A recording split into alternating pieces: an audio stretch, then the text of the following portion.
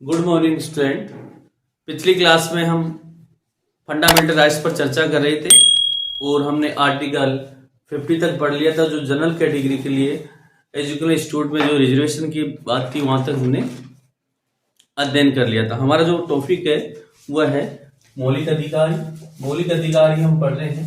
मौलिक अधिकार के अंतर्गत हम आर्टिकल 15 तक हम चर्चा कर चुके थे और आज जो हम चर्चा कर रहे हैं वो अनुच्छेद 16 के और हम चर्चा करेंगे अनुच्छेद 16 के अंदर क्या प्रावधान किया गया है, उसके अंतर्गत कितनी धाराएं हैं। तो जरा देखिए, आज का जो हमारा टॉपिक है वह है अनुच्छेद 16। आर्टिकल 15 जो जनरल कास्ट को एजुकेशन इंस्टीट्यूट में जो रिजर्वेशन है उससे चर्चा कर चुके हैं हम। और अनुच्छेद 16 की अगर हम साथियों बात करें तो आर्टिकल 16 के अंतर्गत मूल संविधान में केवल 5 धाराएं थी, वर्तमान में 6 धाराएं हैं। अनुच्छेद 14A व 14 और अनुच्छेद 16(4)A व अनुच्छेद 16(4)B नामक 2 नया अनुच्छेद जोड़ा गया। और इस बात की भी आपको जानकारी होनी चाहिए कि जो अनुच्छेद 16 है वह केवल नागरिकों के लिए है। जो अधिकार प्रदान किए गए हैं वो सिर्फ नागरिकों को प्रदान किए गए हैं।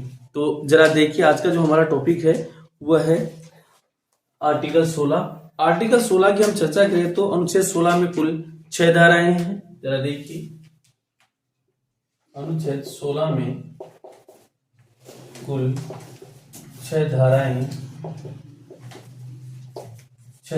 हैं।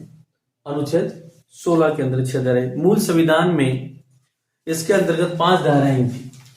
तो मूल संविधान था, मूल संविधान में इसके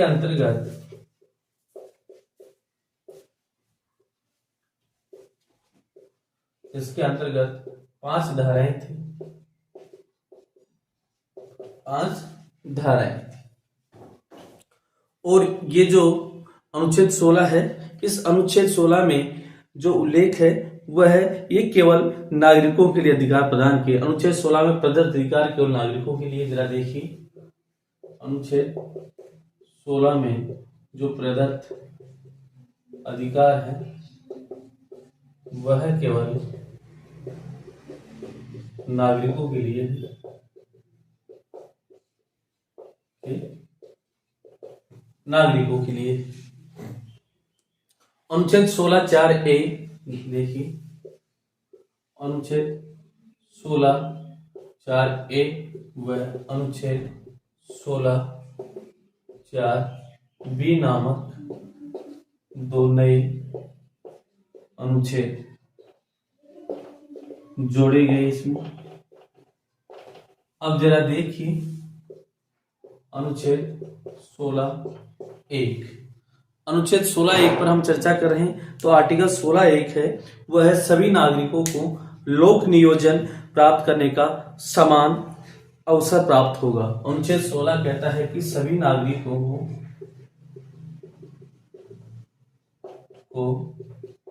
लोक नियोजन प्राप्त करने का समान अवसर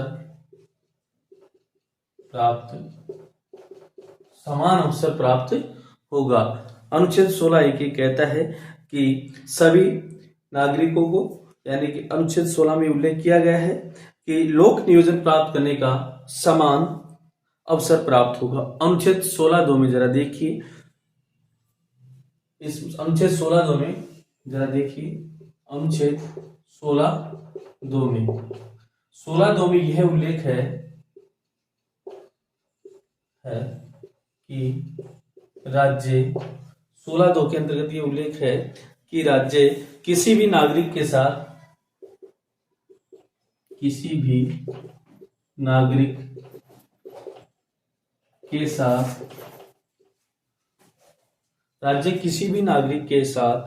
लोक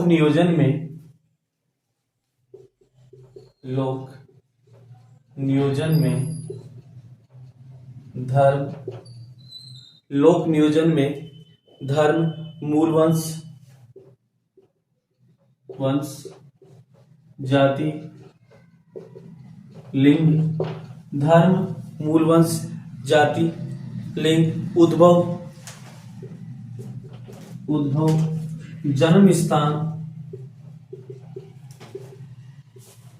जन्म स्थान तथा निवास स्थान के आधार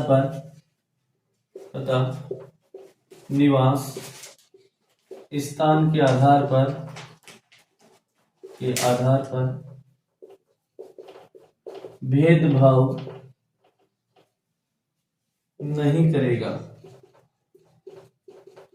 यानी कि राज्य अनुच्छेद 16(2) ये कहता है कि राज्य किसी भी नागरिक के साथ उसके धर्म, मूल वंश, जाति, लिंग, उद्भव, जन्म स्थान के आधार पर किसी प्रकार का कोई भेदभाव नहीं करेगा।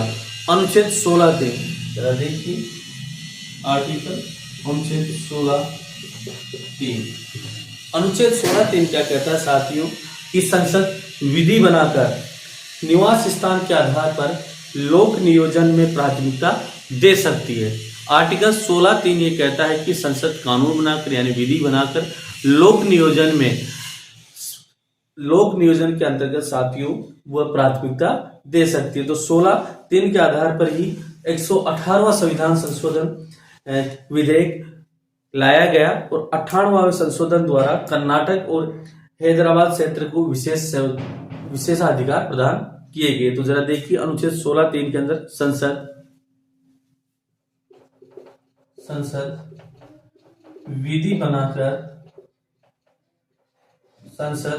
विधि बनाकर निवास स्थान के आधार पर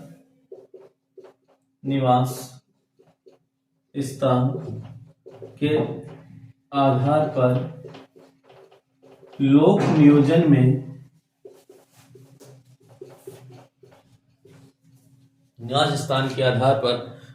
नियोजन में प्राथमिकता दे सकती है। प्राथमिकता दी जा सकती है। लोक नियोजन में प्राथमिकता दी जा सकती है। साथ ही अनुच्छेद 16(3) के आधार पर ही 118वां संविधान संशोधन विधेयक लाया गया और 98वें संविधान संशोधन द्वारा हैदराबाद व कर्नाटक क्षेत्र को विशेष अधिकार प्रदान किए गए। साथियों, अब बात आ जाती है अनुच्छेद 16(4) की। यहां तक हमने चर्चा की। अब आर्टिकल 16(4) के बारे में जरा देखिए, बहुत इंपॉर्टेंट है। अनुच्छेद 16 के बारे में हम चर्चा कर रहे हैं। साथ इसमें से हमने 16(3) तक चर्चा कर चुके हैं और अगला जो हमारा अनुच्छेद है वह है अनुच्छेद 16(4). तो जरा देखिए, आर्टिकल 16(4) में क्या है। अनुच्छेद 16(4) तो जरा देखिए, अनुच्छेद 16(4) में है साथियों कि राज्य समाज के पिछड़े हुए नागरिकों के लिए जिनका सेवाओं में पर्याप्त प्रतिनिधित्व नहीं है उनके लिए आरक्षण की व्यवस्था होगी। अनुच्छेद 16(4) कहता है, जरा देखिए अनुच्छेद 16(4) अनुच्छेद 16(4) कहता है कि राज्य समाज के पिछड़े हुए नागरिकों के लिए। अनुच्छेद 16(4) राज्य समाज के पिछड़े हुए नागरिकों के लिए जिन सेवाओं में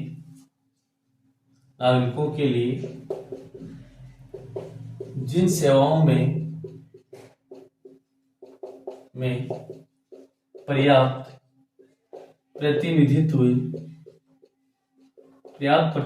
नहीं है उनके लिए आरक्षण की व्यवस्था की जा सकती है। पर्याप्त प्रतिनिधित्व नहीं है उनके लिए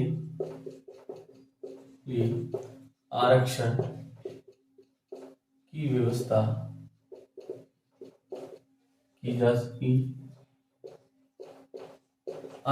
व्यवस्था की जाएगी, आर्थिक व्यवस्था होगी, इस प्रकार का साथियों अनुच्छेद 16(4) कहता है। तो जरा देखिए, अनुसूचित जाति एवं जनजाति को संविधान के लागू होने के साथ ही आरक्षण प्राप्त है। इस बात को आपको जानकारी होनी चाहिए। अनुसूचित जाति व अनुसूचित जनजाति को संविधान के लागू होने से ही आरक्षण प्राप्त है। संविधान के लागू होने से ही आरक्षण प्राप्त है। एससी और एसटी को रिजर्वेशन है। जरा देखिए, अनुच्छेद 340 में उल्लेखित है कि सामाजिक एवं शैक्षिक दृष्टि से पिछड़े हुए वर्गों का अध्ययन करने हेतु राष्ट्रपति आयोग का गठन करेगा। आर्टिकल 340 में इस बात का उल्लेख है। अनुच्छेद 340 में इस बात का उल्लेख है। अनुच्छेद 340 में इस बात का उल्लेख है, सामाजिक एवं शैक्षणिक दृष्टि से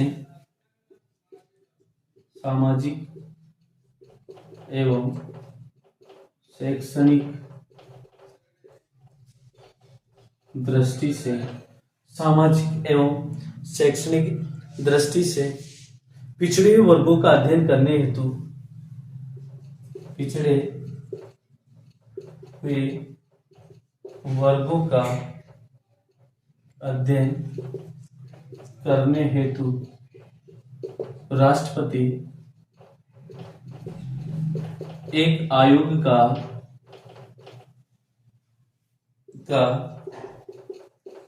गठन करेगा। अनुच्छेद 340 ये कहता है साथियों कि सामाजिक और शैक्षिक दृष्टि से पिछड़े हुए लोगों के लिए अध्ययन के लिए राष्ट्रपति आयोग का गठन करेगा। फिर आगे देखिए, अनुच्छेद 340 के आधार पर 1953 में काका कालेकर आयोग, पिछड़ा वर्ग के लिए काका कालेकर आयोग की अध्यक्षता में आयोग गठित किया गया।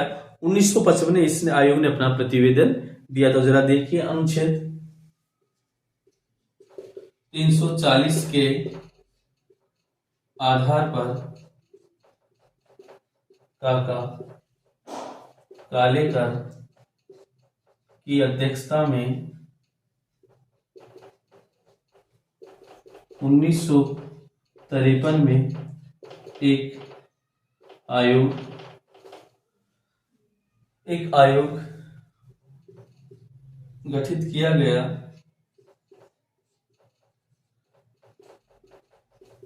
जिसने 1955 में अपना प्रतिवेदन प्रस्तुत किया। अनुच्छेद 40 के आधार पर काका कालेकर की अध्यक्षता में 1953 में एक आयोग गठित किया गया, जिसने 1955 में अपना प्रतिवेदन दिया। आगे देखिए, 1978 में अनुच्छेद 40 के आधार पर ही वीपी मंडल की अध्यक्षता में एक अन्य आयोग का गठन किया गया, जिसने 1980 में अपना प्रतिवेदन दिया। सॉरी, जरा देखिए, एक और नोट देखिए, अनुच्छेद 340 के आधार पर ही 340 के आधार पर ही वीपी मंडल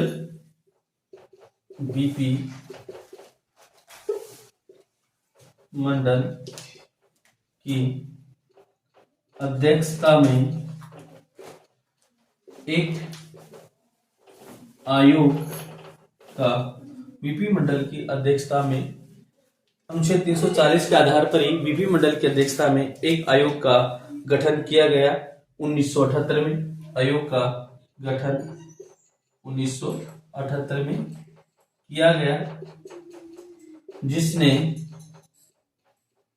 अपना प्रतिवेदन जिसने अपना प्रतिवेदन 1980 में दिया था। तो इस आधार पर ही जो राष्ट्रपति है वो आयोग का गठन करा। तो 2 हुआ 1953 में काका कालेकर की अध्यक्षता में, 1955 में उसने अपना प्रतिवेदन दिया, और 340 के आधार पर ही 1978 में वीपी मंडल की अध्यक्षता में, जो 1980 में साथियों उसने अपना प्रतिवेदन दिया। और अगस्त 1990 में वीपी सिंह की अध्यक्षता में मंडल आयोग की सिफारिशों को लागू करते हुए ओबीसी को आरक्षण दिया गया। Reservation OBC other backward caste की अगर हम बात करें साथियों, ओबीसी को तो जो वीपी मंडल की जो अध्यक्षता में जो आयोग गठन किया गया, उस आयोग की सिफारिशों को ध्यान में रखते हुए अगस्त 1990 में और ओबीसी को रिजर्वेशन दिया गया था। एससी, एसटी, ओबीसी को, एससी को साथियों 15%, एसटी को 7.5%, ओबीसी को 27%, 49.5% रिजर्वेशन दिया गया साथियों। तो जरा ये बात भी नोट कीजिए आप, बहुत इंपॉर्टेंट है। आर्टिकल 16 के अंतर्गत ही हम चर्चा कर रहे हैं साथियों।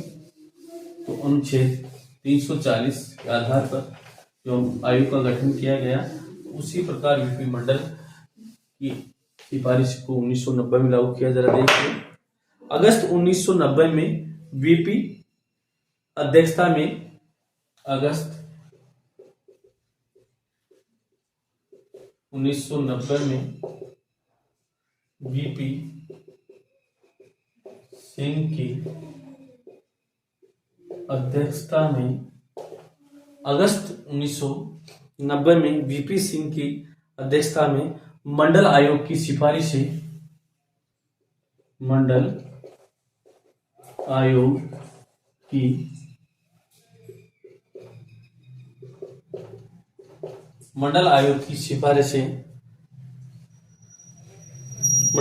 की सिफारिशें को लागू करते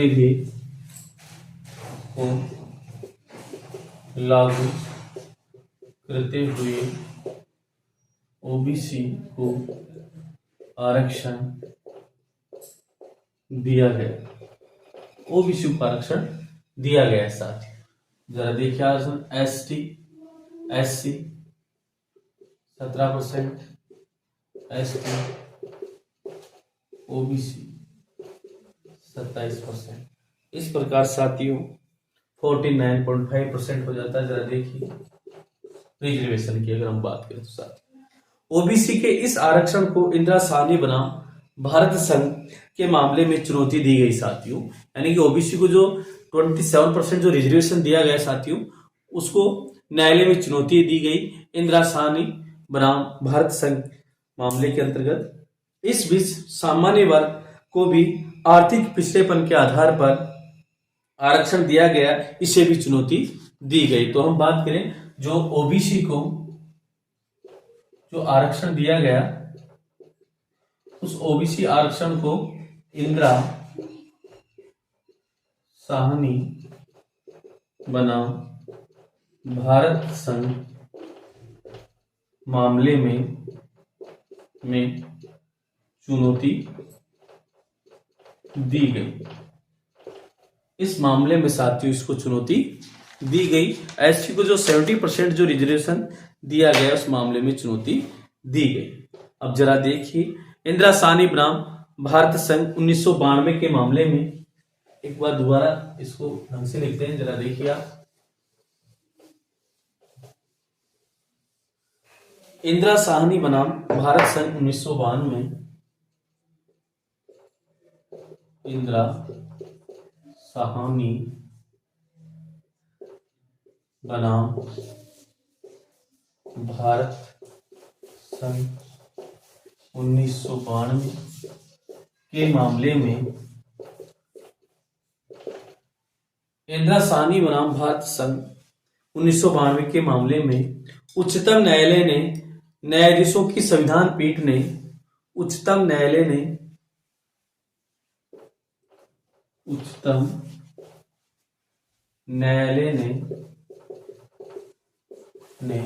9 न्यायाधीशों की पीठ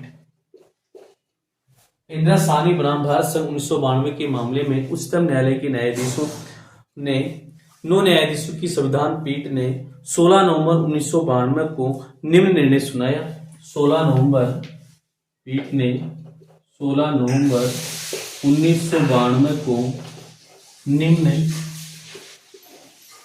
निर्णय सुनाया। अब जरा देखिए कि 1992 में जो इंदिरा साहनी बनाम भारत संघ के जो मामला है उसमें उच्चतम न्यायालय ने यानी हमारे सुप्रीम कोर्ट ने बहुत से निर्णय सुनाए। तो वो जो निर्णय थे जरा देखिए, नंबर 1 लगा देखिए, ओबीसी का आरक्षण सामाजिक एवं शैक्षणिक पिछड़ेपन पर आधारित होने के कारण संवैधानिक है। जिसमें देखिए पहली जो बात करें हम वह है कि ओबीसी का आरक्षण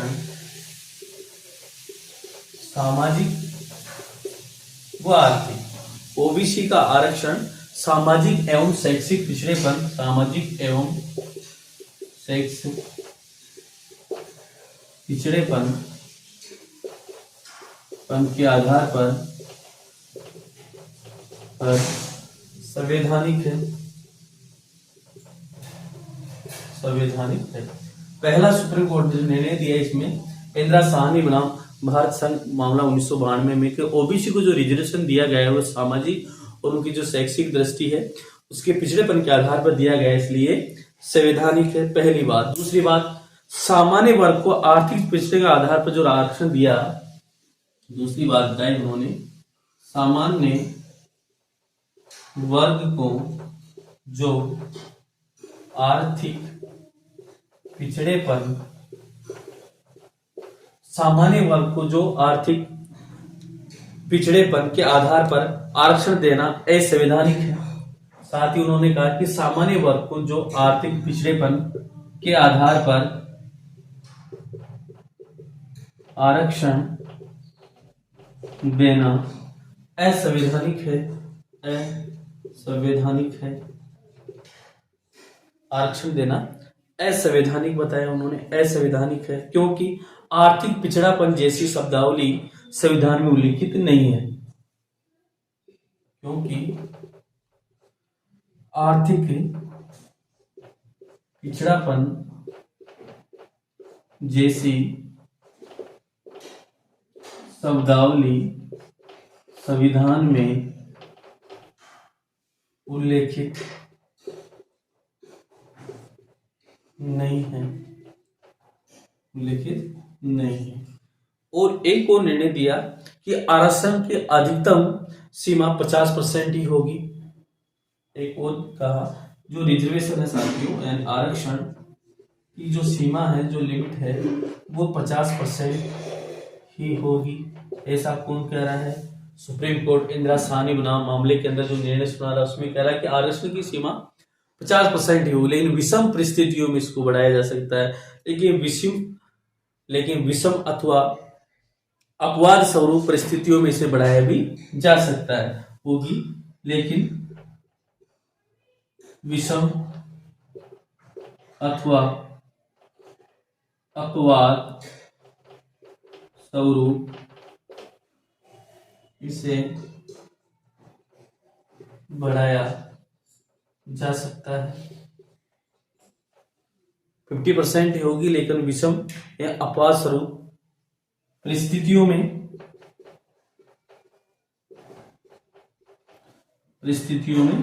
बढ़ाया जा सकता है। ये बात भी कह दी होगी। और एक कि पदोन्नति में किसी भी प्रकार का आरक्षण नहीं होगा। एक और बात की उन्होंने, जरा देखिए इंपॉर्टेंट है कि पदोन्नति में किसी भी प्रकार आरक्षण नहीं होगा, आरक्षण केवल प्रारंभिक नियुक्ति के लिए ही है। सर देखिए जरा कि पदोन्नति में किसी प्रकार का आरक्षण नहीं होगा, आरक्षण केवल प्रारंभिक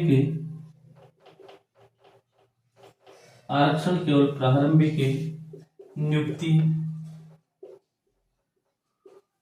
में ही होगा। कहने का तात्पर्य नियुक्ति में हो, यानी कि प्रमोशन में किसी प्रकार कोई रिजर्वेशन नहीं है।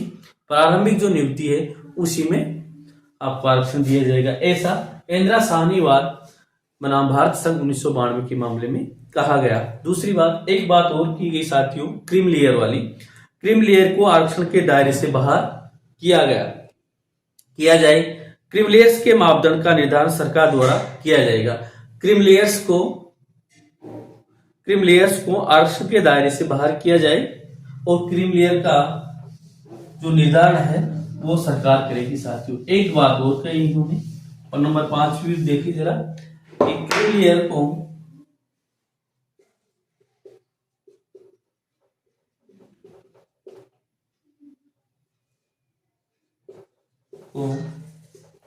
लेयर को आरक्षण के दायरे से बाहर किया जाए और क्रीमिलियर का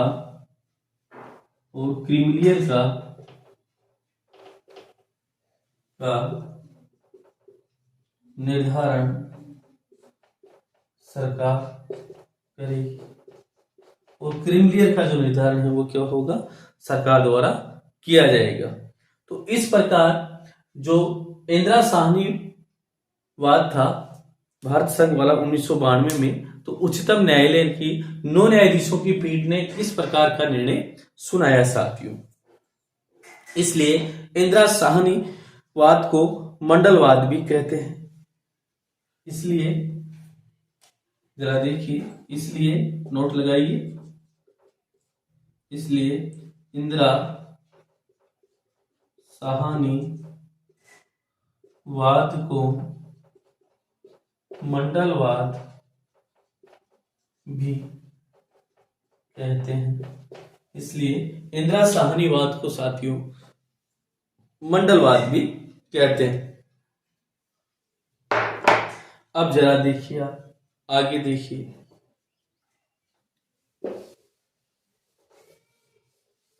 तो इस प्रकार इस मामले में सुप्रीम कोर्ट ने इन निर्णय दी जो बहुत ही महत्वपूर्ण निर्णय थे रिजर्वेशन के मामले में।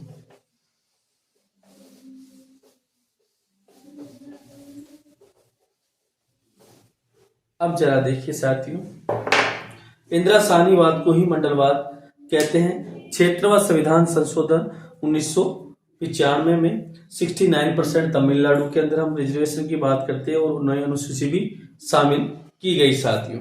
तमिलनाडु में 50% से अधिक करने हेतु 1995 में क्षेत्रीय संविधान संशोधन किया गया रिजर्वेशन, और क्षेत्रीय संविधान संशोधन द्वारा तमिलनाडु में 69% आरक्षण का प्रावधान किया, उसे 9वीं अनुसूची में शामिल किया गया साथियों। तो 9वीं अनुसूची में शामिल किया गया तमिलनाडु में 69% के बात हम कर रहे हैं साथियों। महाराष्ट्र में गायकवाड़ आयोग की सिफारिशी पर मराठाओं को आरक्षण देकर 50% की सीमा भी पारित की गई साथियों। उसी प्रकार हम बात करें तो लक्ष्मी राव पाटिल बनाम मुख्यमंत्री महाराष्ट्र 2021 के मामले में मराठा आरक्षण को असंवैधानिक ठहराया गया। अब बात आ जाती है 77वां संविधान संशोधन 1995 द्वारा 14(16)(4)(a) नामक नया अनुच्छेद जोड़ा गया। जरा देखिए अब अनुच्छेद 16(4)(a), अनुच्छेद 16(4)(a), अनुच्छेद 16(4)(a) पर हम चर्चा कर रहे हैं। तो 77वां संविधान संशोधन 1995 द्वारा 77वां संविधान संशोधन 77वां संविधान संशोधन 1995 द्वारा 1995 द्वारा अनुच्छेद 16(4)(a) नामक 95 द्वारा अनुच्छेद 16(4)(a) नामक नया अनुच्छेद जोड़ा गया। 16(4) नामक नया अनुच्छेद जोड़ा गया। अनुच्छेद 16(4)(a) में ये उल्लिखित है कि राज्य अनुसूचित जाति जनजाति के ऐसे लोग जिनका लोक सेवाओं में प्राप्त प्रतिनिधित्व नहीं है उनके लिए पदोन्नति में आरक्षण दिया जा सकेगा। इसमें ऐसा प्रावधान किया गया साथियों, अनुच्छेद 16(4)(a) के अंतर्गत अगर हम बात करें तो 16(4) में यह उल्लेखित किया गया कि अनुसूचित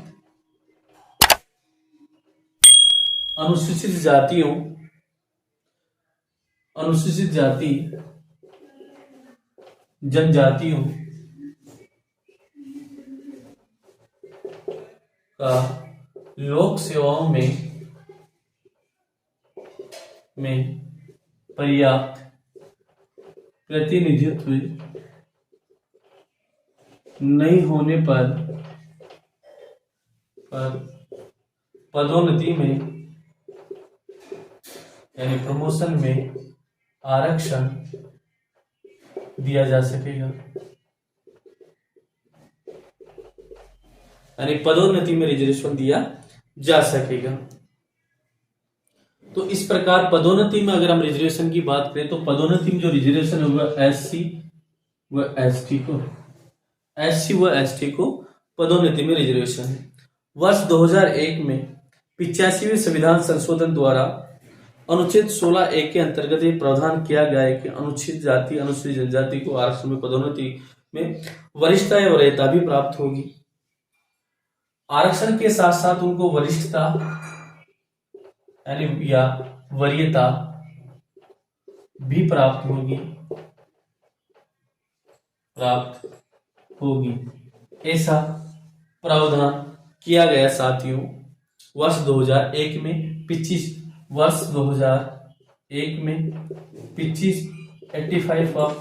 संविधान संशोधन प्राप्त करके। वर्ष 2000 में 21वें संविधान संशोधन द्वारा 16(4)(b) नामक नया अनुच्छेद जोड़ा गया।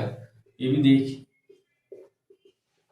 वर्ष 2000 में 81वें संविधान संशोधन द्वारा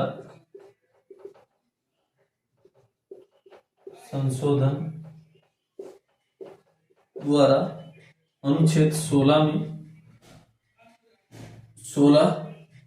में अनुच्छेद 16(4)(b) नामक नया अनुच्छेद जोड़ा गया।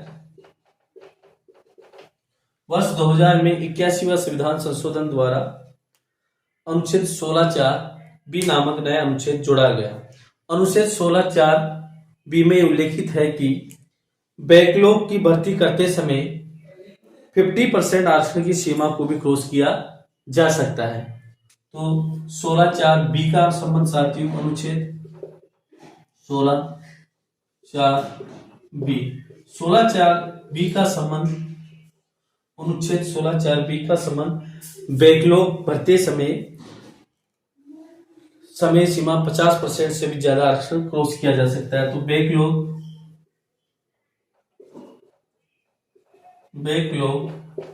की भर्ती करते समय आरक्षण की सीमा को 50% से क्रॉस किया जा सकता है, यानी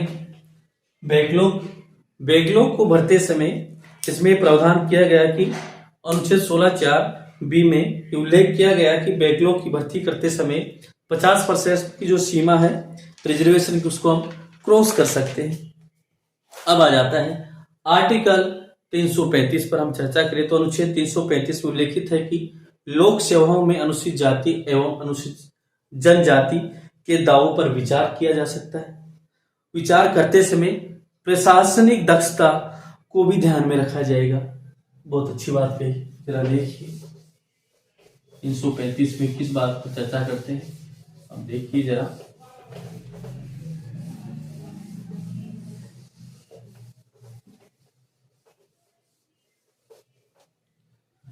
अनुच्छेद 335 में, अनुच्छेद 335 में यह उल्लेखित है कि लोक सेवाओं में अनुसूचित जाति, लोक सेवाओं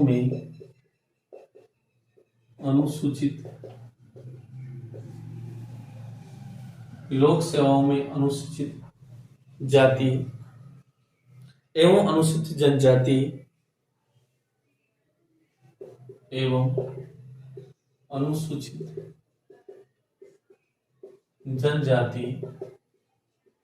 के दावों पर, अनुसूचित जाति एवं अनुसूचित जनजाति के दावों पर विचार करते समय प्रशासनिक दक्षता का भी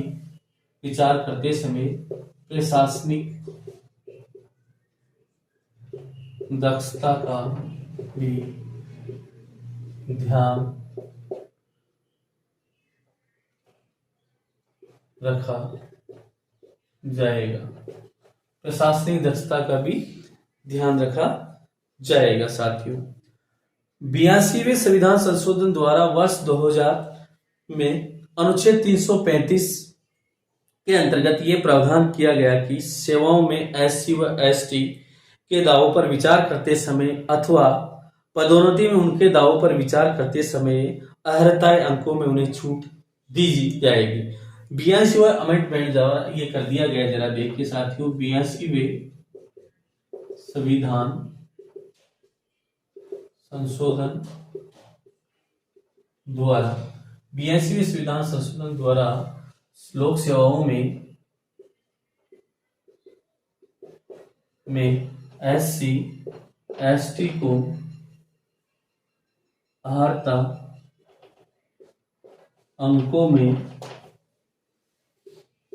छूट दी जाएगी।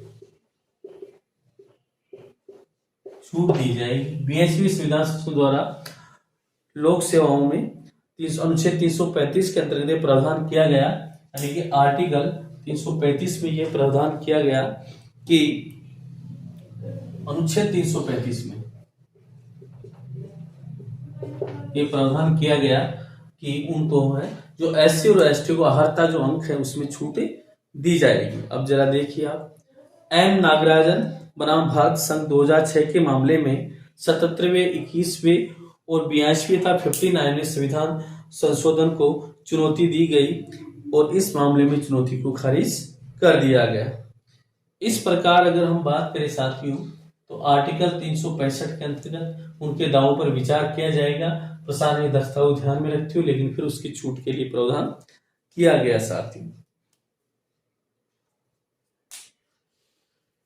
3 मापदंड ध्यान में देने की बात की गई। पिछड़ापन, पर्याप्त प्रतिनिधित्व और प्रशासनिक दक्षता की बात की गई। तो 77वां आरक्षण से, रिजर्वेशन से संबंधित 16(4)(a) की बात करें, हम 16(4)(b) की बात करें तो बैकलॉग से, और अगर हम 82वां संविधान से तो बात करें तो उसमें आर्टिकल 365 की छूट की बात की गई है। 85वां बात करें तो वरीयता के हिसाब से किया गया है। मेरे हिसाब से आपको समझ में आ गया होगा, बहुत ही इंपॉर्टेंट है। अब आगे देखिए, 117वां संविधान संशोधन विधेयक द्वारा अनुच्छेद 16(4) में ये उल्लेखित किया गया कि पर्याप्त प्रतिनिधित्व न होने पर जैसी शब्दावली को हटाना प्रस्तावित किया गया। ये विधेयक वर्तमान समय में राज्यसभा में लंबित है। अब जरा बात आ जाती है, इंदिरा साहनीवाद में उच्चतम न्यायालय ने क्रिमिलेयर्स की अवधारणा का प्रतिपादित किया।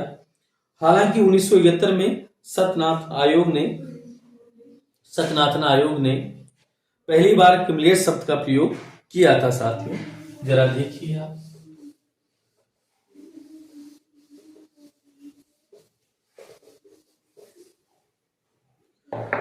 नोट लगाइए, जरा देखिए, इंपॉर्टेंट है।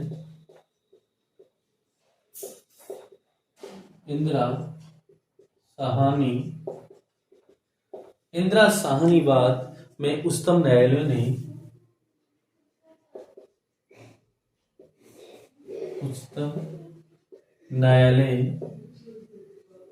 इंदिरा उच्चतम न्यायालय ने क्रीमलेस की अवधारणा का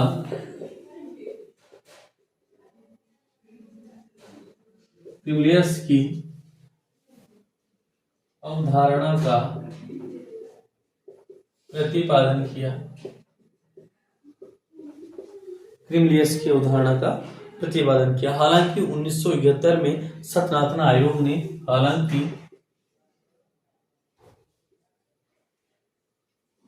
हालांकि 1971 में नाथन आयोग ने 1971 में सत्यनाथन आयोग ने पहली बार क्रीमलेस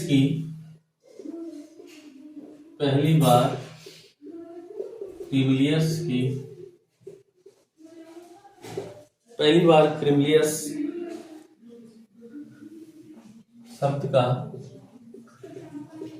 प्रयोग किया। पहली बार क्रीमलेस शब्द का प्रयोग किया था। इंदिरा साहनीवाद में दिए गए निर्णय के अनुरूप 1953 में क्रीमलेस का निर्धारण करने के लिए पटना उच्चतम न्यायालय के पूर्व न्यायाधीश रामनंदन प्रसाद की अध्यक्षता में रामनंदन समिति का गठन किया गया था, जिसने क्रीमलेस के लिए निर्धारण के लिए 2 आधार बताए: वार्षिक आय 1 लाख रुपए और ओबीसी में राजपत्रित अधिकारी नहीं। तो कुल मिला के जो क्रीमलेस की जो अवधारणा है वह ओबीसी पर लागू नहीं होती है। जनरल सिंह बनाम लक्ष्मी नारायण गुप्ता 2018 के मामले में निर्णय दिया गया कि क्रीमलेस की अवधारणा एससी और एसटी पर लागू की जा सकती है, लेकिन ये सरकार पर निर्भर करता है। तो अनुच्छेद 16(4) पढ़ रहे थे, अब देखिए अनुच्छेद 16(5). अनुच्छेद 16(5) में उल्लेखित किया गया कि कुछ धार्मिक संस्थाओं में विशेष वर्ग के व्यक्ति को नियुक्त किया जा सकता है। अनुच्छेद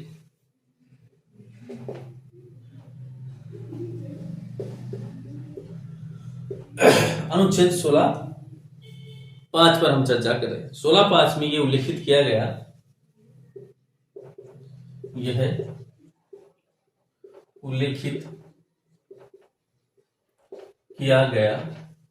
अनुच्छेद 16(5) में यह उल्लेखित किया गया कि कुछ धार्मिक संस्थाओं में विशेष वर्ग के व्यक्ति को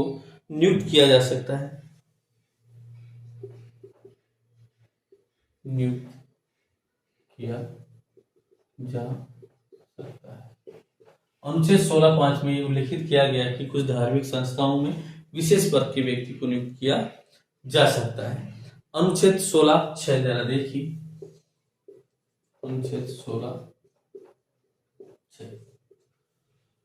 16(6) इसके द्वारा सामान्य वर्ग के आर्थिक रूप से पिछड़े हुए लोगों को सरकारी सेवाओं में 10% आरक्षण का प्रावधान किया गया है। अनुच्छेद 16(4) में सामान्य वर्ग के आर्थिक पिछड़े अनुच्छेद 16(4) में सामान्य वर्ग के आर्थिक रूप से पिछड़े हुए लोगों के लिए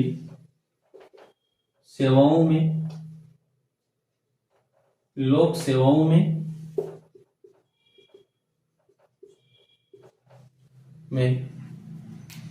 10% आरक्षण का प्रावधान किया गया।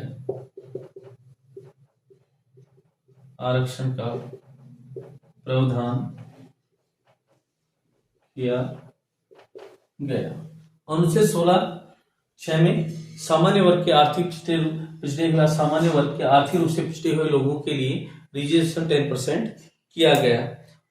103वें संविधान संशोधन द्वारा 2019 में अनुच्छेद 16 के अंतर्गत 16(4) 6 नामक नई धारा जोड़ी गई। जरा देखिए, नोट लगा के लिखिए। 103वें संविधान संशोधन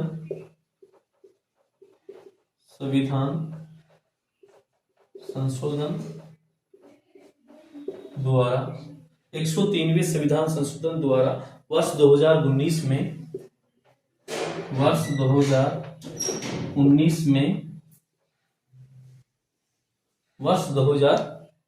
में अनुच्छेद 16 के अंतर्गत अनुच्छेद 16 के अंतर्गत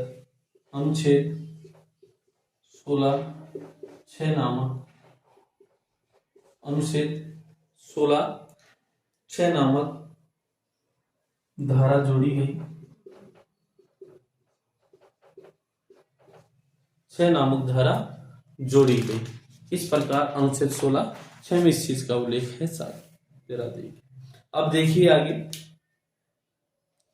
अनुच्छेद 330 में यह उल्लेखित है कि लोकसभा में अनुसूचित जाति एवं जनजाति को आरक्षण है। अनुच्छेद 330 जरा देखिए, 330 अनुच्छेद 330 में इस बात का प्रावधान है कि लोकसभा के अंतर्गत एससी एवं एसटी को, अनुच्छेद 330 में लोकसभा के अंतर्गत एससी व एसटी को आरक्षण है।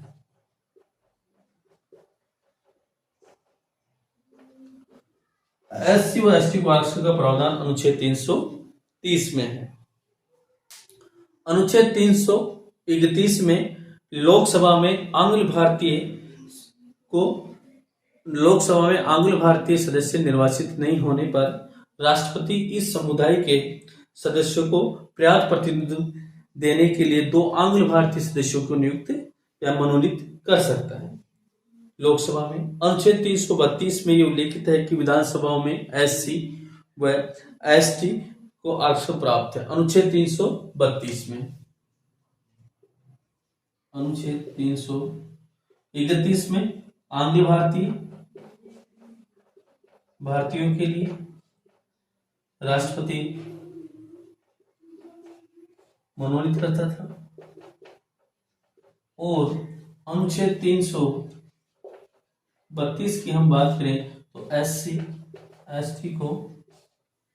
और एसटी को अनुच्छेद 332 के अंतर्गत विधानसभा में रिजर्वेशन की बात करता है। विधानसभा में आरक्षण का प्रावधान करता है। अनुच्छेद 332 एससी एसटी की बात करते हैं। तो अनुच्छेद 333 विधानसभा में भी आंग्ल भारतीय समुदाय के लिए राज्यपाल। अनुच्छेद 333 पर हम चर्चा करें तो इसमें भी आंग्ल भारतीयों के लिए पर्याप्त प्रतिनिधित्व नहीं होने पर विधानसभा में मनोनीत करेगा राज्यपाल है, जो विधानसभा में मनोनीत करता है। तो यहाँ तो 333 में राज्यपाल मनोनीत करेगा और 331 में हम बात करें तो राष्ट्रपति मनोनीत करेगा। आंग्ल भारतीय समुदाय के सदस्यों का पर्याप्त प्रतिनिधित्व नहीं होने पर वहां पर 2 मनोनीत करेगा और यहाँ पर 1 मनोनीत करेगा। इस प्रकार का इसमें उल्लेख है साथियों। संविधान के अनुच्छेद 366 में आंग्ल भारतीय, अनुसूचित जाति तथा अनुसूचित जनजाति शब्दों को परिभाषित किया गया है साथियों। जरा देखिए, इंपॉर्टेंट लाइन है, साथ के साथ नोट करते चलिए। बहुत महत्वपूर्ण अनुच्छेद पढ़ रहे हैं आज हम, अनुच्छेद 16, उसके साथ साथ जो भी आ रहे हैं 330, 31, 32 सबका हमने साथ साथ अध्ययन किया जिससे रिलेटेड थे। आप जरा देख, बीच बीच में अमेंडमेंट के बारे में भी हम चर्चा करते आ रहे हैं। संविधान के अनुच्छेद 366 में जरा नोट लगा के लिखिए, यानी कि आपके दिमाग में प्रश्न आ रहा होगा एससी क्या है, एसटी क्या है, आंग्ल भारतीय क्या है। तो इस शब्द को परिभाषित किया गया है हमारे संविधान के आर्टिकल 366 में। तो जरा देखिए, नोट लगा के लिखिए आप, संविधान के अनुच्छेद नोट किए साथ में, संविधान के अनुच्छेद 366 में, संविधान के अनुच्छेद 366 में आंग्ल भारतीय अनुसूचित जाति व अनुसूचित जनजाति 366 ST अनुसूचित जाति जनजाति शब्दों को परिभाषित किया गया है, शब्दों को परिभाषित किया गया है।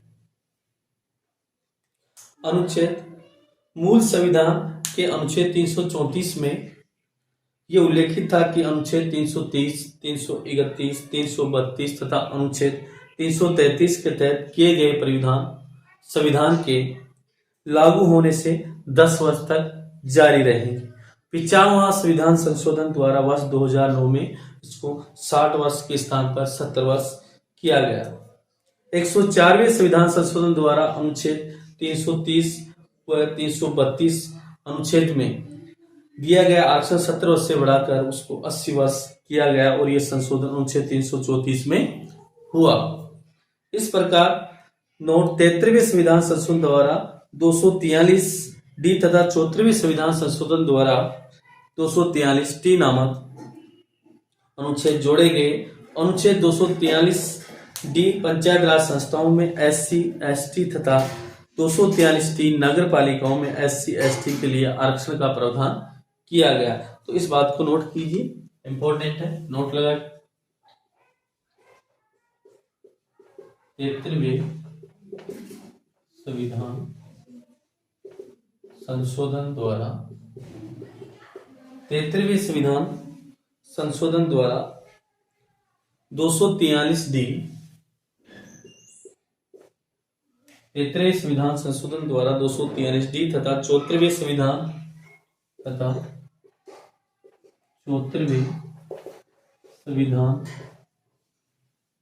संशोधन द्वारा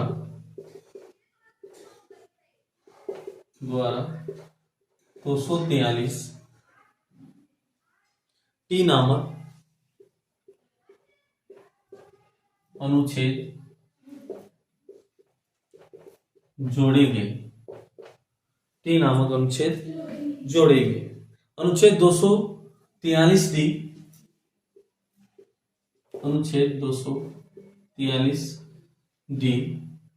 पंचायत राज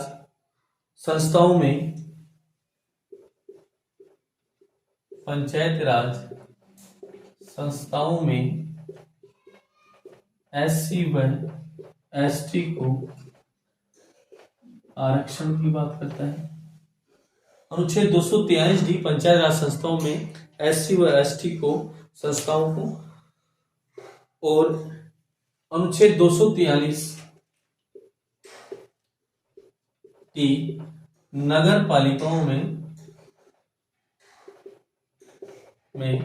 SC व ST को आरक्षण का प्रावधान करता है। बहुत इंपॉर्टेंट है, कई बार पूछा जाता है।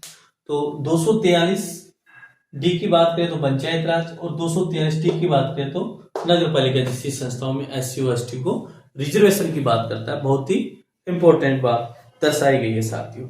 अनुच्छेद 338 की हम चर्चा करें तो राष्ट्रीय अनुसूचित जाति आयोग अनुच्छेद 368 में इसका प्रावधान किया गया है, जिसमें एक अध्यक्ष और एक उपाध्यक्ष व 3 सदस्यों की नियुक्ति राष्ट्रपति द्वारा की जाएगी। तो जरा देखिए, अनुच्छेद 338 में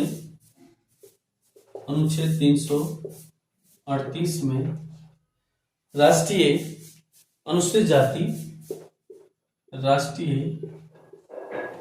अनुसूचित जाति आयोग, अनुच्छेद 338 में राष्ट्रीय अनुसूचित जाति आयोग का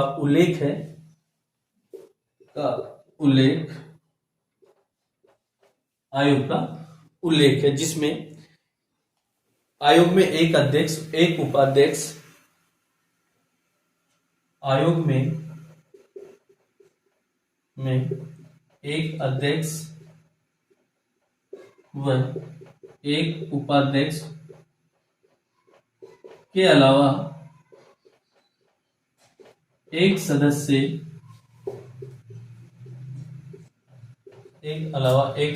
का उल्लेख है। नियुक्ति, एक सदस्य का उल्लेख होता है। इन सब की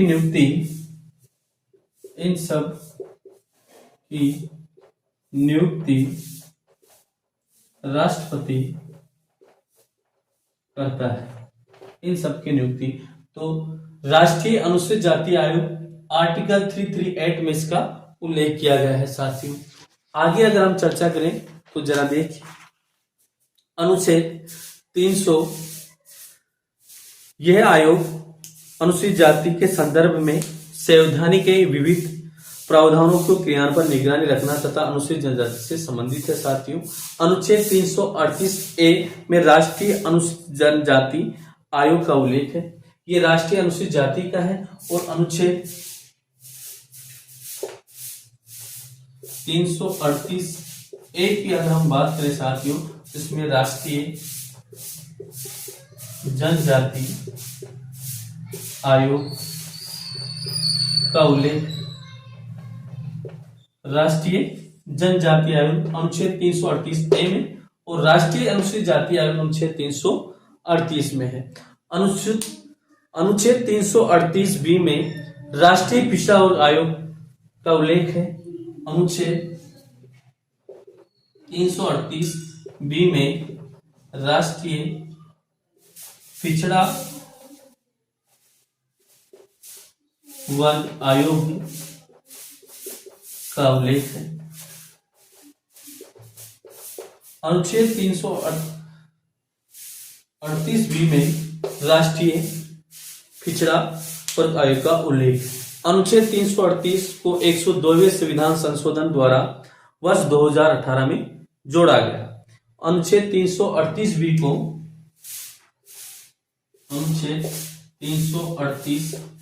को वर्ष 2018 द्वारा अनुच्छेद 338B को वर्ष 2018 में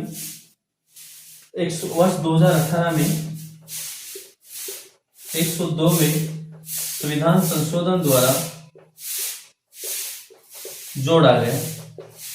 2018 में इसको द्वारा जोड़ा गया है। साथियों, अब हम बात करते हैं अनुच्छेद 339 में यह उल्लेखित है कि राष्ट्रपति संविधान लागू होने के 10 वर्ष बाद अनुसूचित क्षेत्रों में प्रशासन तथा अनुसूचित जनजातियों के कल्याण के संदर्भ में प्रतिवेदन देने हेतु एक आयोग का गठन करेगा।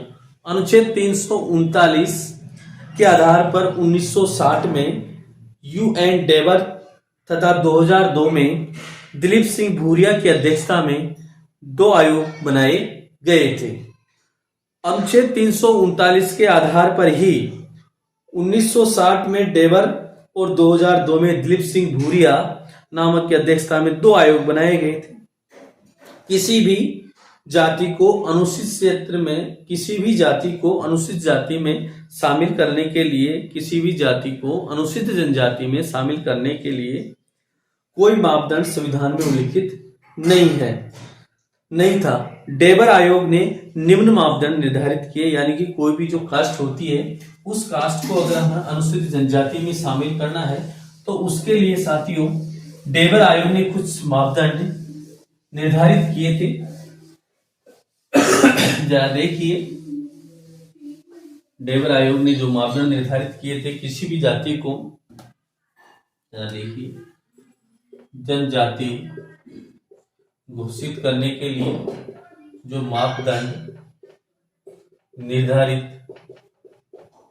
किए डेवर आयोग ने, वो जरा देखिए आप।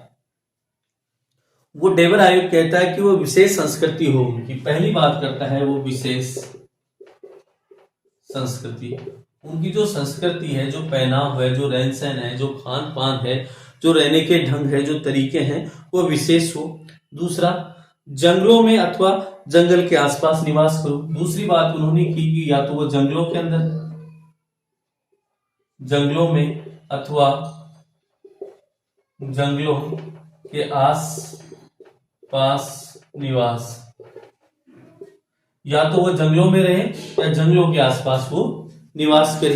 दूसरी बात, पहली विशेष संस्कृति हो उनकी। दूसरी, वो जंगलों के आसपास रहते हो या जंगलों में वो निवास करते हो। तीसरा, प्रकृति पर उनकी आजीविका निर्भर करती हो। तीसरी बात बताई उन्होंने, प्रकृति पर उनकी आजीविका निर्भर करती हो। उनकी जो आजीविका है साथियों, वो प्रकृति पर निर्भर करती हो। दूसरी, मुख्य धारा के लोगों से वो संवाद करने में संकोच करते हो। चौथी बात बताया उन्होंने कि जो मुख्य धारा के जो लोग हैं उनसे वो बात करने में संकोच करते हो। उनसे बात करने में वो क्या करते हो? संकोच करते हो। एक बात ये और उन्होंने कही साथ में। तो अनुच्छेद 340 में राष्ट्रपति सामाजिक एवं शैक्षणिक दृष्टि से पिछड़े लोगों का अध्ययन करने के हेतु एक आयोग का गठन करेगा, ऐसा आर्टिकल 340 कहता है। जरा देखिए, अनुच्छेद 340 के अंतर्गत इस बात का उल्लेख है कि राष्ट्रपति सामाजिक, अनुच्छेद 340 में इस बात का उल्लेख है साथियों कि राष्ट्रपति सामाजिक एवं शैक्षणिक दृष्टि से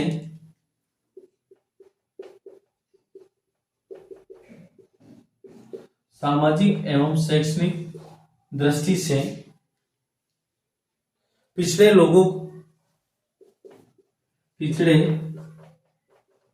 लोगों के लिए, सामाजिक एवं शैक्षणिक दृष्टि से पिछड़े लोगों के अध्ययन के लिए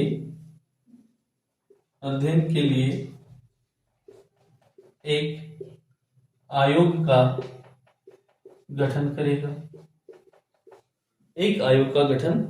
करेगा साथियों। अनुच्छेद 340 के आधार पर ही 1953 में काका कालेकर तथा 1978 में वीबी मंडल की अध्यक्षता में आयोग गठित किया गया। अनुच्छेद 340 में के आधार पर ही 1953 में काका कालेकर और 1978 में वीपी मंडल की अध्यक्षता में मंडल आयोग का गठन किया गया साथियों। अनुच्छेद 341 में उल्लेखित है कि राष्ट्रपति अधिसूचना जारी करके किसी भी जाति को अनुसूचित जनजाति घोषित कर सकता है, शामिल करता है। अब आगे जरा देखिए, अनुसूचित जनजाति। तो अनुसूचित जनजाति में शामिल होने के लिए जो ये डेबर आयोग ने जो सिफारिश की, उसके हिसाब से ये उनके मापदंड होने चाहिए। उनकी विशेष संस्कृति हो, वो मुख्य धारा के लोगों से बात करने में संकोच करते हो, वो जंगलों के आसपास निवास करते हो, उनकी आजीविका प्रकृति पर निर्भर हो। अनुच्छेद 340 में ये उल्लिखित है कि अनुच्छेद 341 में, आर्टिकल 341 में यह उल्लेखित है कि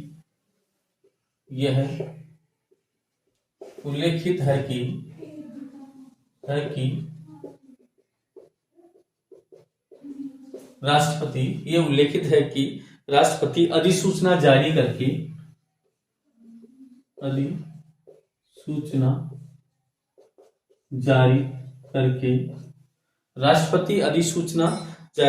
किसी भी जाति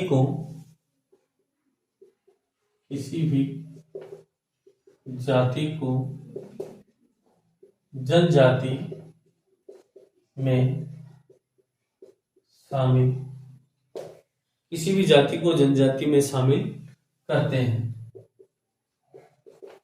अनुच्छेद 341 में उल्लेखित है कि राष्ट्रपति अधिसूचना जारी कर किसी भी जाति को अनुसूचित जाति में शामिल करते हैं, किसी भी जाति को अनुसूचित जाति में शामिल करते हैं साथियों। अब जरा देखिए, अनुच्छेद 341 में यह उल्लेखित है कि राज्य के संदर्भ में राज्यपाल से परामर्श करके राष्ट्रपति किसी भी जाति को अनुसूचित जाति में शामिल करने की अधिसूचना जारी कर सकता है।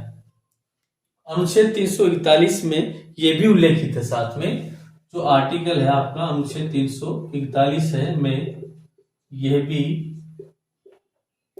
उल्लेखित है कि अनुच्छेद 341 में यह भी उल्लेखित है कि किसी राज्य के संदर्भ में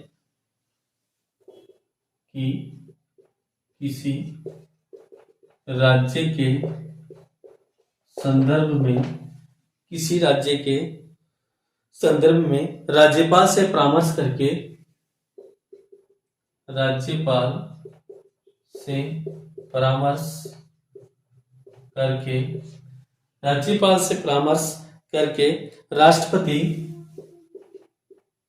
राष्ट्रपति किसी जाति को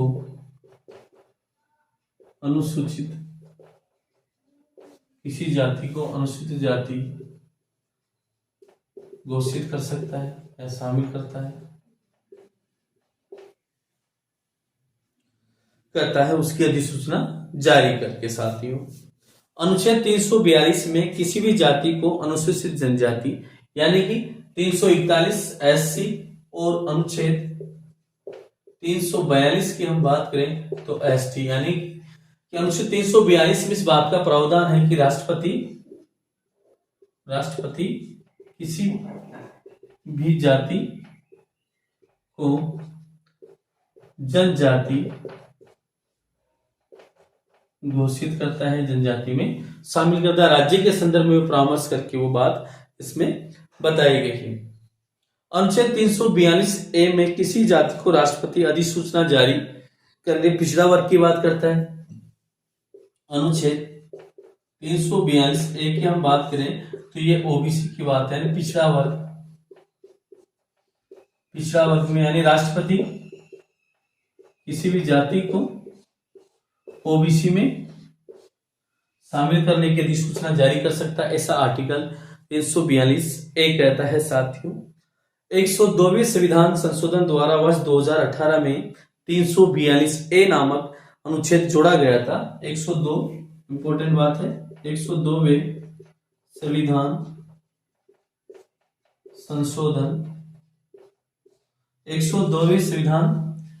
संशोधन द्वारा वर्ष 2018 में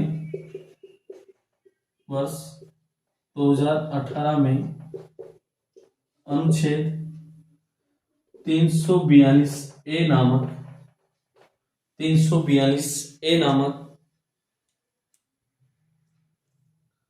अनुच्छेद जोड़ा